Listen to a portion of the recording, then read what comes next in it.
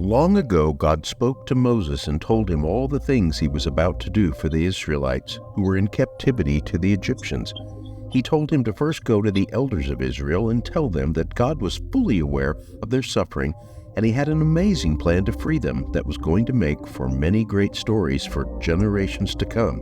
The plan to speak to Pharaoh and tell him God wants to meet the people in the wilderness, about how Pharaoh would say no and God could show his complete superiority over all the little gods of Egypt the world so feared.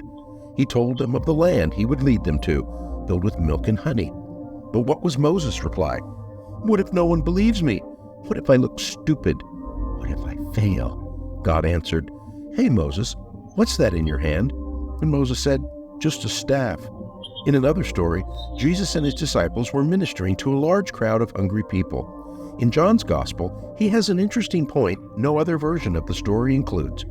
In every account, Jesus asks a question similar to the one God asks Moses. What do you have? John records, This little boy has 5 loaves and 2 small fish. But hear this unique phrase. But what is that amongst so many? Do you see how similar this answer is? As humans, we are so often focused on how little we have.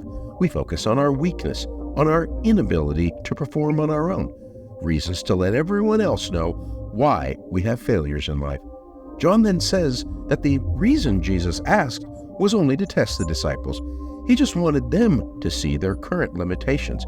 You see, Jesus already knew what he was going to do. Why do I tell you all this? What does this have to do with you and me? Well, next time you feel like a failure, next time you feel you are not up to the task, I want you to think of these 2 stories.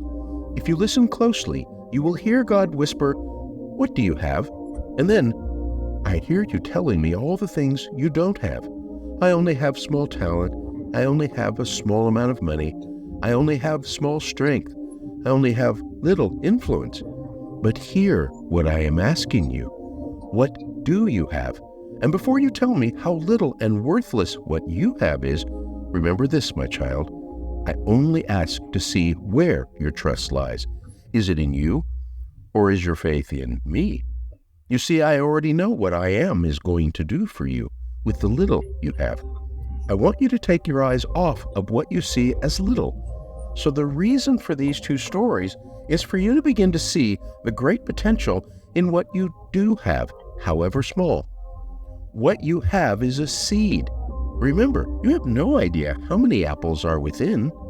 When you learn the power of planting tiny seeds and trust God to do the rest, entrusted to God, they can grow and grow into a great harvest. This has been The Beloved Theologian, and that's how I see the gospel in 4 minutes or less.